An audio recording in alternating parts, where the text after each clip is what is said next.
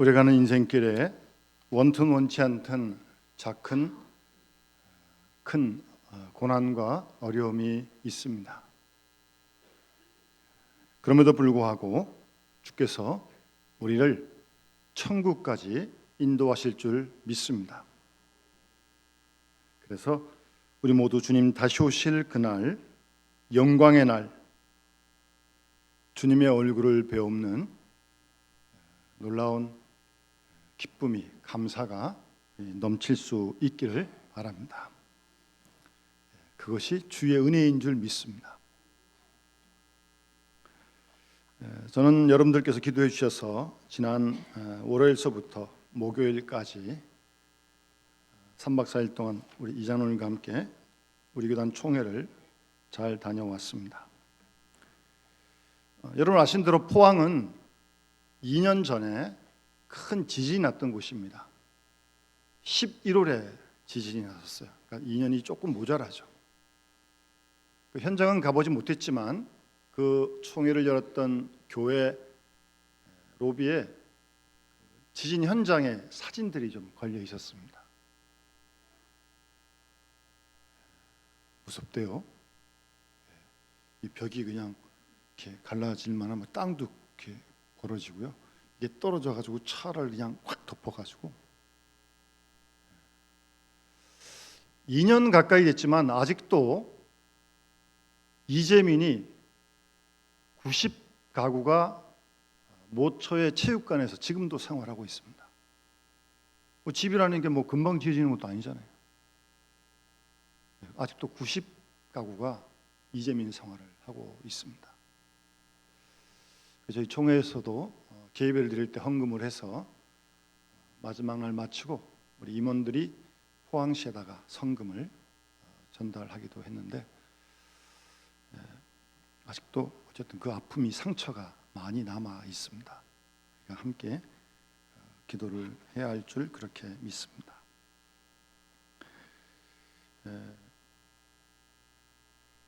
그 와중에 그래도 좀 훈훈한 소식은 우리 교단 총회가 1,500명 총대로 모여서 회의를 하는데 그 포항 기쁨의 교회입니다. 아주 큰 교회인데 이름이 그래서 그런지 한 200여 명의 봉사자들이 매일같이 수고를 하는데 얼굴에 다 하나같이 기쁨이 충만하더라고요. 안내, 뭐 차량 안내부터 식사 등등 그것도 큰 위로가 되었고요. 특별히 그 교회가 2년 전에 지진이 났을 때 그 당시는 이재민들이 더 많았겠죠. 피한 사람들이 더 있었으니까. 그러니까 그들을 그 교회 예배당을 열어서 제공해가지고 일정 기간 동안 거기서 머무를 수 있도록 그 기쁨의 교회가 장소를 제공했었다고 합니다. 다시 한번 교회의 역할이 어떤 역할이어야 할지를 생각하게 하는 그런 일들이었습니다. 그리고 그 총회 직전에 태풍 영향이 좀 있어서 비가 많이 왔었지만 그날부터는 비도 오지 않았고 하늘이 아주 청명한 하늘을 볼 수 있었고 그 중앙고속도로를 타고 버스로 내려갔는데 자연 여러 가지 모습들이든가 곡식들이 많이 익어서 추수를 기다리는 그런 모습도 보았습니다. 한 가지 우리 교단 총회를 마치면서 마지막 날 우리 총회에서 현 시국에 대한 선언문을 채택을 했습니다. 한번 제가 이 내용들은 우리들도 한번 같이 듣고 이렇게 함께 좀 기도를 해야겠다는 생각이 들어서 제가 한번 읽어 드릴 테니까 한번 들으시기 바랍니다. 우리는 다음과 같이 현 시국에 대한 입장을 밝힌다. 1. 정치권은 정파적 이익을 위해 국민을 분열시키고 편을 가르는 일을 멈추기 바라며 언론은 정확하고 공정한 보도를 통해 국민들의 건강한 여론을 형성하는 본연의 사명에 충실하기를 요청한다. 2. 우리 교회는 경제적 약자와 소외계층을 위한 정책을 지지한다. 그러나 정부는 정책의 역기능으로 인한 부작용을 검토하여 신중하게 시행하기를 촉구한다. 3. 우리나라는 자유민주주의와 시장경제를 바탕으로 발전하였다.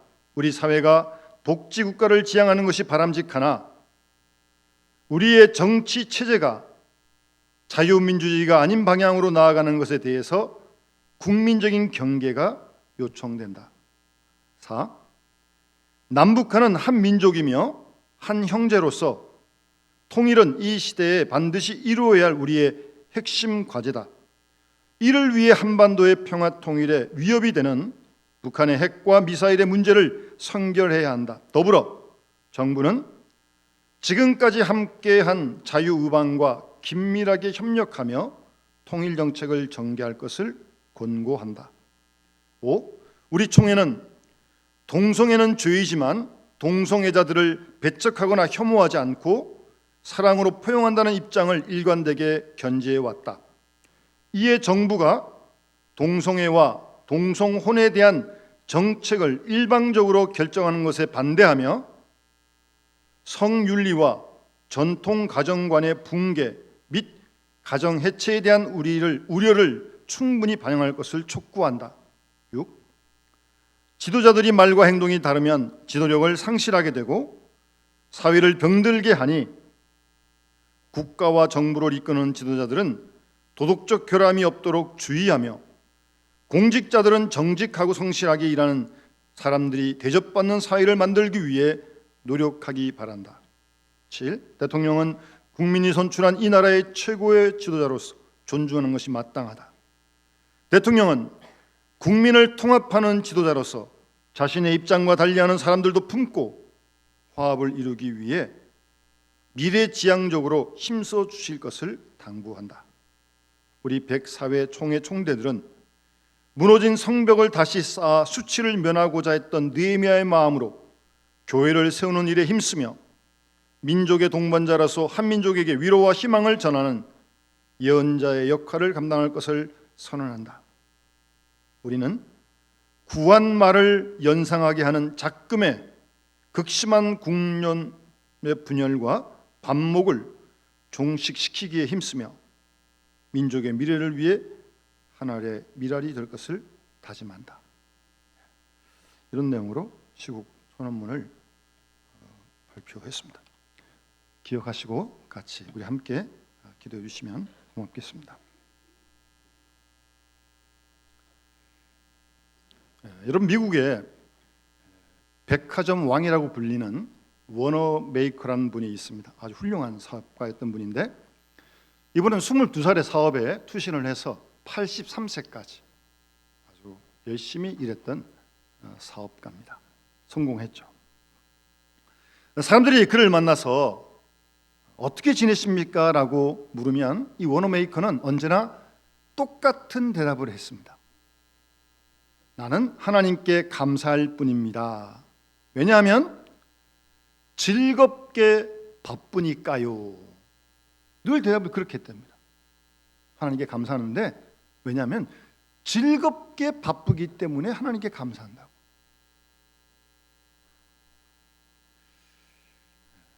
그러니까 이분은 바쁜 것을 즐겼고 바쁘다는 것을 행복으로 여겨서 하나님께 감사했다는 거죠. 그래서 사람이 다시 어떻게 그렇게 즐겁게 바쁠 수 있었습니까? 라고 다시 물으니까 워너메이커는 이렇게 설명을 합니다. 많은 사람들은 마지못해 바쁘지만 나는 내가 원해서 하는 일이기 때문에 늘 즐겁게 바쁩니다. 그렇게 대답을 했다고 합니다. 여러분 그런 얘기 들어보셨죠? 또 그런 얘기를 아마 여러분도 스스로 한 적도 있을 거예요. 바빠서 힘들어 죽겠다. 바빴어요. 바빠서 못 살겠다. 여러분 바쁜 건 좋은데 힘들게 바빠서는 안 되죠. 바빠야죠. 근데 바쁜데 좀 즐겁게 바쁘다면 넉넉히 견딜 수 있는 거 아니겠어요? 제가 이제 우리 교단에도 은퇴한 목사님들 여러분 많이 계신데 뭐 은퇴한 목사님뿐만 아니라 일반 우리 성도들도 마찬가지죠. 이제 일정한 나이가 지나게 되면 뭐 직장에서 은퇴를 하지 않습니까? 그러니까 이제 하시던 일도 많이 이제 놓게 되는 거죠. 그런 분들이 공통적으로 하는 이야기가 있었어요. 뭐냐면 지금 이렇게 와 보니까 그래도 바쁠 때가 좋았는데 그러시는 거예요. 아쉬움이 있다는 거죠. 예? 연세가 드셔서 한계해지면서 바쁠 때가 좋았지. 그런데 이미 뭐 기차는 떠났습니다. 여러분, 바쁘다는 것이 행복한 겁니다. 여러분. 열심히 우리 주어진 일에 최선을 다해야 합니다. 그런데 기쁘게 바빠야 돼요. 즐겁게 바빠야 돼요. 그렇지 않습니까? 워너메이커가 그런 분이었다는 겁니다. 그 유명한 심리학자 가운데 스캇 팩이라고 하는 분이 있는데 이분이 그의 책에서 이런 얘기를 합니다. 인생은 선택의 연속이다. 여기는 그런 분이 안 계시겠지만 뭐 아침에 일어나셔서 교회를 갈까 말까 선택하는 거 아닙니까? 예, 선택하는 거예요. 요걸 살까 말까 선택하는 겁니다. 이리 갈까 저리 갈까 선택해야 됩니다. 누구를 만날까 선택해야 됩니다. 인생은 선택의 연속이다. 잘 알고 있죠. 그러면서 그 다음에 이분이 한 중요한 말은 감사도 선택이다. 그런 말을 했어요. 어떤 일에든 우리가 감사할 수 있고 원망할 수 있습니다. 똑같은 일을 놓고 말이에요. 그것도 선택 아닙니까? 감사를 선택할 수도 있고 원망을 선택할 수도 있는 겁니다. 그래서 감사도 선택이라는 거예요. 그런데 어느 쪽을 선택하냐에 따라서 자신의 운명이 좌우된다는 것입니다. 인생은 선택의 연속입니다. 감사도 결국은 선택입니다. 우리의 일상생활 속에서 마치 복잡한 싸움을 싸우는 것처럼 인생의 문제에 우리가 시달리고 있지만 순간순간 우리가 직면하는 만나는 모든 일에 감사로 결론을 내릴 수만 있다면 또 다른 감사가 우리에게 이어지게 될 것입니다. 그러면서 이분은 우리의 생활의 관점, 생활의 어떤 그런 패턴, 그걸 바꾸라는 거예요. 어떤 생활의 관습을 바꾸라 그러면서 세 가지를 권유합니다. 첫 번째는 우리가 인생에서 만나는 고난과 불행을 축복의 또 다른 모습으로 생각하면서 조금 좀 초연하라고 그렇게 제안을 합니다. 당하는 어려움과 고난을 불행으로 여기지 말고 이 불행도 축복이다, 축복의 다른 일면일 뿐이다 라고 생각을 하고 좀 여유롭게 대처하라는 거예요. 두 번째는 행운을 우연한 것으로 여기지 말라는 겁니다. 우연하다고 생각하지 말라는 겁니다. 뭐 재수가 좋았다 그런 거 아니라는 거죠. 좋은 일이 있다면 분명 누군가가 그 일을 위해 수고했고 더군다나 우리는 하나님의 은총이 거기에 있음을 잊지 말아야 한다는 거죠. 그래서 행운 앞에 겸손해야 됩니다. 좋은 일이 있을 때마다 더욱더 겸손해져야 한다는 말입니다. 그래서 감사하게 된다는 거예요. 그래서 세 번째 이분은 역경을 기회로 바꾸라고, 고난을 기회로 생각할 때마다 그 고난 앞에서 또 다른 기회가 열렸음을 경험하게 된다는 것입니다. 우리가 감사할 때 역경이 새로운 축복의 계기로 열리게 된다고 그렇게 말하고 있습니다. 우리의 생각, 관습을 좀 한번 바꾸어 보라는 겁니다. 여러분, 오늘 본문의 제목도 그렇습니다만 열매로 그들을 알리라 라고 하는 말씀이 본문에 반복해서 2번 나오고 있습니다. 물론 이 말씀의 배경은 산상수훈을 마치면서 거짓 선지자들에 대한 어떤 그런 경계의 말씀인데요. 겉으로는 양의 옷을 입고 있는데 속이 시커매요. 노략질하는 일이에요. 겉으로는 양의 옷을 입고 있는데, 그러면서 그들의 열매로 그들을 알 것이다. 겉들을 봐서 몰라요. 양의 옷을 입기 때문에 다 착하고 선한 줄 알아요. 그런데 그렇지 않다는 거예요. 그래서 열매로 그들을 알 것이다. 20절에도 그들의 열매로 그들을 알 것이다 라고 주님 계속해서 말씀하십니다. 우리가 이미 듣고자 있는 말 가운데 심은 대로 거둔다는 말, 너무나 평범한 말 아닙니까? 심은 대로 거둔다. 네? 그런데 우리가 너무나 잘 알고 있는 이 단순한 진리 앞에 우리가 정직해야 합니다. 네? 심은 대로 거둔다며요. 그런데 왜 심지 않은 걸 기대해요? 내가 안 심고 뭘 거두려고 그러는 거예요?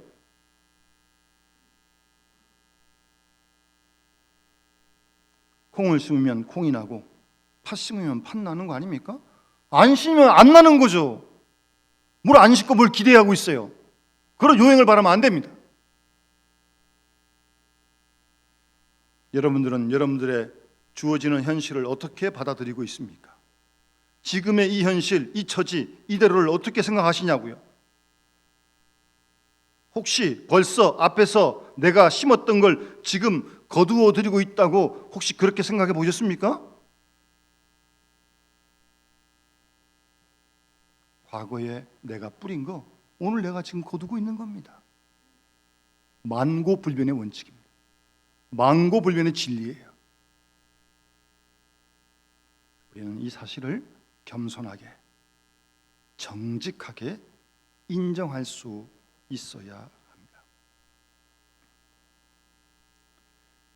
어떤 집에 아이가 머리가 그렇게 나쁘질 않아요.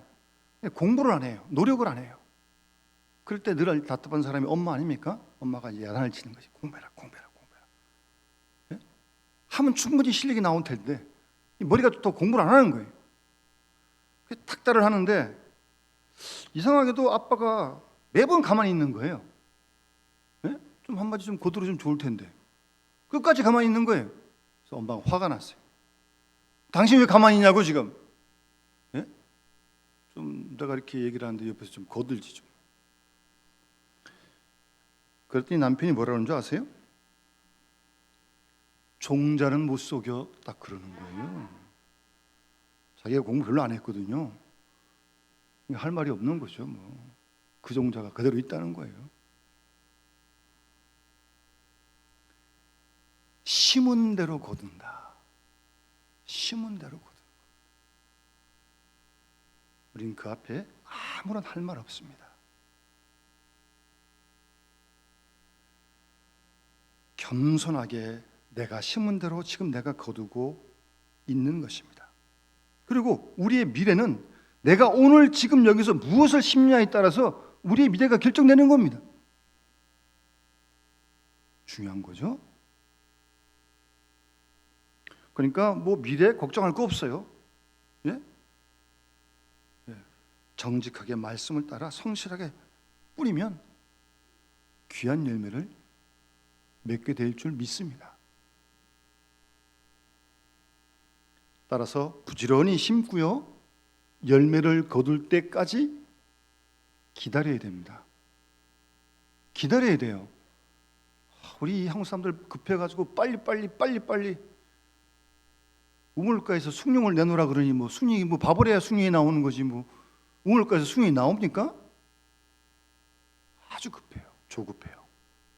기다려야 됩니다. 바로 이것이 오늘 이 가을이 우리에게 주는 메시지라는 것을 우리가 기억해야 합니다. 저는 농사를 져보지 못했습니다만 교회 일 때문에 청년들 데리고 지리산 꼴짜기도 간 적도 있고 몇 곳 이렇게 여름에 봉사도 하고 전도도 하러 시골에 가서 며칠씩 묵은 적이 있습니다. 보통 시골이 이제 그런 뭐 숙박시설도 물론 없고요. 그래서 그 교인들의 가정 그냥 같이 거기서 흩어져서 생활을 합니다. 가만히 유심히 그 가정에 농사 짓는 분이시죠. 생활을 가만 보니까 며칠 동안이지만 참 성실합니다. 얼마나 아침에 일찍 일어나는 줄 아세요? 예? 하루 종일 바빠요. 그리고요, 뭐 봄에는 봄대로 모내야 바쁘고, 또 여름에 여름대로 뭐 잡초도 베야 되고, 뭐 또 끌어오면 또 잘라서 오면 그래서 소도 먹여야 되고, 저녁 늦도록 일을 해야 돼요. 그걸 매일매일 똑같이요. 참 성실하시더라고요. 그래서 여러분, 농사를 지려면 아시다시피 제일 중요한 게 뭐냐면 종자입니다. 종자. 씨앗이 좋아야 열매가 맺히는 거 아니에요? 이 씨앗이 잘못되면 뭐 뿌려봐야 소용없죠. 요즘은 뭐 기술이 많이 좋아져서 종자를 많이 개량도 하잖아요. 그 다음에 중요한 건 뭐냐면 땀 흘려 정성껏 가꿔야 됩니다. 뭐 뿌리만 놓으면 되는 겁니까? 물도 대줘야 되고 잡초도 잘라줘야 되고 얼마나 많은 정성이 들어가는데요. 끝으로 좋은 씨를 뿌리고 정성을 다한 다음에 아무리 급해도 기다려야 됩니다. 그렇잖아요? 봄에 무너겠으면 가을 돼야 거두는 거지. 뭐 급하다고 어떻게 빨리 어떻게 될 수 있나요? 안 됩니다. 기다려야 됩니다. 기다려야 된다고 하는 것, 이게 신앙입니다. 신앙. 믿음이에요. 믿음.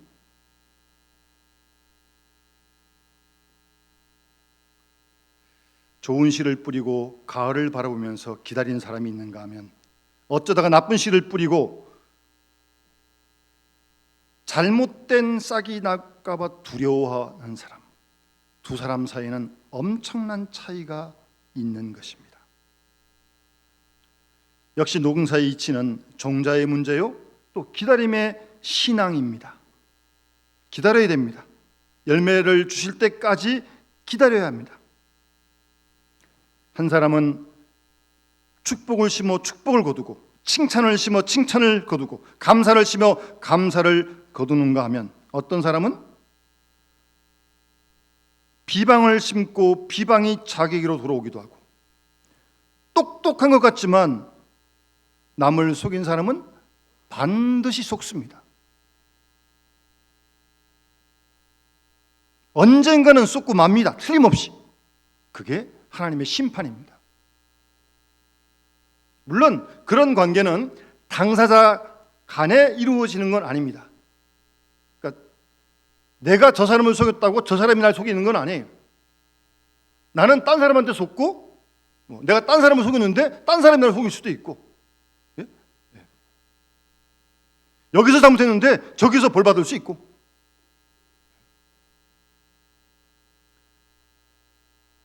분명한 건 내가 뿌린 대로 거둔다는 사실입니다. 여러분, 타임즈가 선정한 차세대 지도자 가운데 지도자 100인을 선정했는데 그중에 한국 사람이 딱 한 사람 들어갔습니다. 김진애 박사라고 여자분이신데 건축학 박사입니다. 이분이 쓴 책에 이런 글이 있습니다. 여러분, 사회에는 많은 전문가가 있잖아요. 뭐 사업에도 전문가가 있고 학문에 전문가가 있고 운동선수, 프로선수 전문가 아닙니까? 그런데 이 전문가는 전문가대로 일단 특징이 있다는 거예요. 그러면 네 가지를 소개하는데, 첫 번째는 전문가는 일을, 자기가 하는 일을 놀이로, 예? 아들이 즐겁게 하는 놀이로 그렇게 생각을 한다는 겁니다. 힘들지 않다는 거죠. 즐긴다는 거예요. 그래야 전문가가 되지. 그 뭐 매일 하는 일을 갖다가 억지로 그 어떻게 전문가 되겠어요? 그러니까 일 자체를 즐기면서 하는 사람이 전문가다. 두 번째는, 전문가는요, 자신의 위치를 바로 안다는 것입니다. 내가 할 일이 있고 내가 하지 말아야 될 일이 있습니다. 내가 할 말이 있고 내가 하지 말아야 할 말이 있다는 겁니다. 그걸 잘 아는 사람이 전문가고 프로입니다. 그리고 어디서 해야 되는지, 무엇을 해야 되는지 그 위치를 분명히 아는 게 프로라는 거예요. 그렇죠? 전문가가 그래야죠.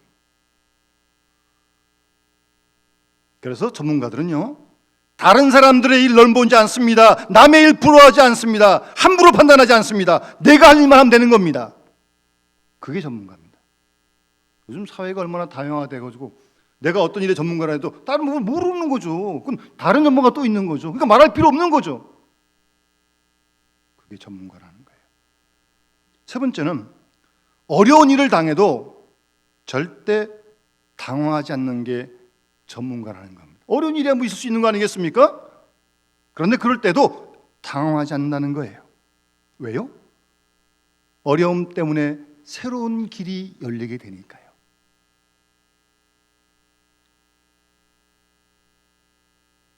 마지막으로 전문가는 여기 현재만 중요한 게 아니라 시작부터 끝까지 전 과정을 꿰뚫어보는 그런 통찰력이 있다는 겁니다.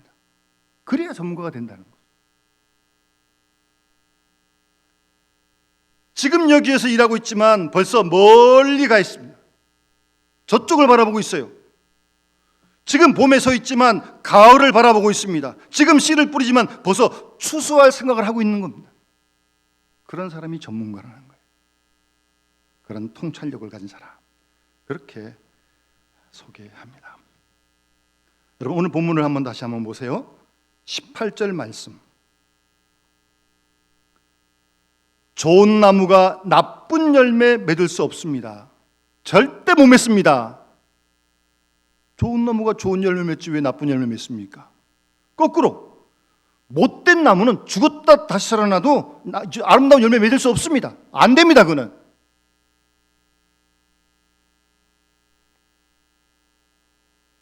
여러분, 우리 잘 알고 있는 한국교회 큰 어르신이었던 우리 한경재 목사님, 늘 이런 말씀을 하셨다고 합니다. 그저 사람마다 좋은 열매를 맺으려고 애를 쓰면서 성과에 너무 연연하고 있는데 그것이 잘못이야. 그러시면서 그럴 것 없고 좋은 나무가 되어야지. 늘 그렇게 말씀하셨다. 여러분, 좋은 나무가 되면 좋은 열매 맺히게 돼 있다니까요. 너무 우리가 열매에 연연해서는 안 돼요. 내가 좋은 나무가 되면 돼요. 그런 열매 맺히게 돼 있다니까요. 그리고 22절 말씀, 그날에, 이게 무서운 말씀인데, 사람들이 예수님께, 그날은 주님이 재림하실 때를 얘기하는 거예요. 심판하실 때요. 주여 주여, 우리가 주님의 이름으로 선지자 노릇하고 주의 이름으로 귀신 쫓고 주님의 이름으로 내가 많은 권능을 행하지 않았습니까? 이게 거짓말 아니에요? 누구 앞이라고 지금 거짓말을 하겠어요? 진짜 주의 이름으로 귀신 쫓고 권능행하고 주의 이름으로 선지자 노릇 다 했어요, 진짜. 그런데 그때 내가 그들에게 밝히 말하되 내가 너희를 도무지 알지 못한다. 예? 주의 이름으로 귀신 쫓고 능력행하고 목회자 노릇하고 다 했는데, 이런 직분 저런 직분 다 받았는데,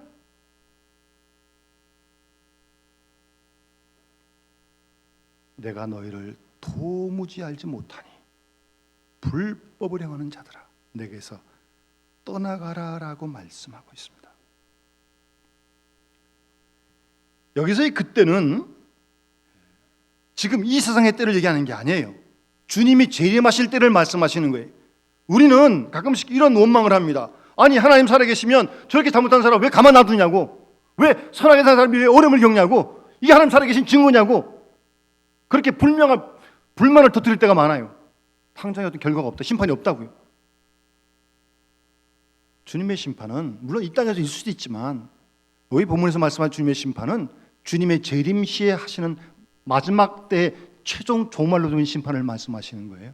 혹시 이 땅에서는 거꾸로 하는 것 같고 잘못되는 것 같고, 악한 자가 복을 받는 것 같고 잘 되는 것 같고, 여러분 너무 조급하지 마세요. 그래서 10편 37절 보면 행악자를 인하여 불평하지 말라고 말씀하시는 겁니다.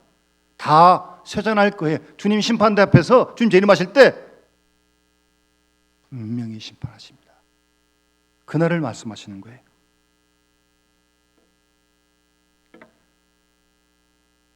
내가 원하는 때, 내가 원하는 방법으로 왜 심판이 이루지 않느냐? 우리의 권한 아니에요. 내 생각, 내 방법대로, 내 판단대로 내가 원하는 때 심판이 없다고 없는 거 아닙니다. 하나님의 심판의 맷돌은 천천히 지금도 돌아가고 있습니다. 이 땅에서 평가하라고 하지 마십시오. 하나님께서는 가을이라고 평가하는 게 아닙니다. 하나님의 심판은 주님 오실 그날 정확하게 이루어질 것입니다. 내가 정한 시간에 함부로 평가하지 마십시오. 하나님께서 정하신 시간, 그날에 거기서 분명 결론이 날 것입니다. 우리는 이 가을이 주는 메시지를 들을 수 있어야 합니다. 나는 지금 무엇을 심고 기다리고 있는지, 선과 의와 사랑과 화평을 심었으면 이제 조용히 기다리면 됩니다. 갈라디아서 6장 9절 말씀에 선을 향하다가 낙심하지 말지니, 낙심하지 마세요. 이렇게 해봐야 무슨 소용이 있겠냐고요? 다 소용이 있습니다. 낙심하지 마세요. 하나님의 미랄이 땅에서 썩어져 갈 때 거기서 다 끝난다고 생각했을 거 아니겠습니까? 그걸 끝났습니까? 하나님의 미랄이 땅에서 썩어 새싹이 올라오는 겁니다. 선을 향하다가 낙심하지 말라고요. 때가 이르면 거두를 것이라고 말씀하십니다. 그런 믿음을 가지고 하루하루 순간순간 하나님 기뻐하신 귀한 아름다운 선택을 해가는, 그래서 귀한 열매를 맺어가는 우리 믿음의 식구들이 다 되어주시기를 주의 이름으로 축원합니다. 주신 말씀 기억하면서 찬송가 496장 함께 찬양 부르면서 봉헌하도록 하겠습니다.